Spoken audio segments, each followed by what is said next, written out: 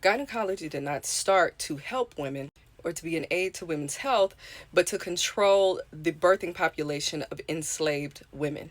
In 1808, it became illegal to transport enslaved people from Africa to America, so enslavers were very dependent on their human cattle and human livestock being able to give birth to healthy babies to continue the production of slavery.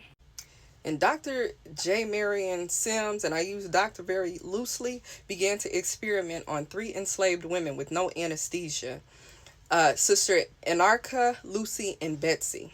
Now, what's crazy about this is that his colleagues, when they were experimenting on pigs, would use anesthesia, but he didn't use anesthesia with black women. And now we are in a time where you see women saying things like they don't give women anesthesia for X, Y, and Z. They don't take women's health care seriously. They never did, because that's not what it was for.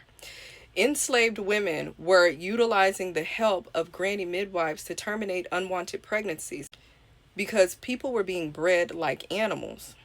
And women were terminating their pregnancies using things like cotton root, something that was easily accessible and they could discreetly take to prevent any of their children being born into slavery.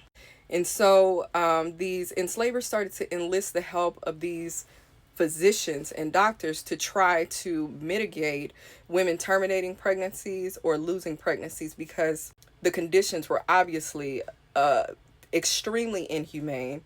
So I really wanted to highlight this because we always see that everybody's so shocked. Everybody's so shocked. But these are things that have always happened and that went unchecked because it was happening to African American women.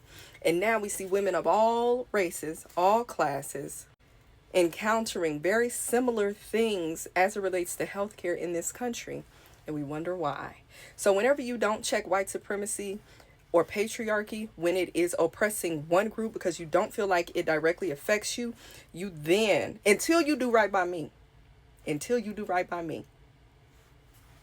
peace.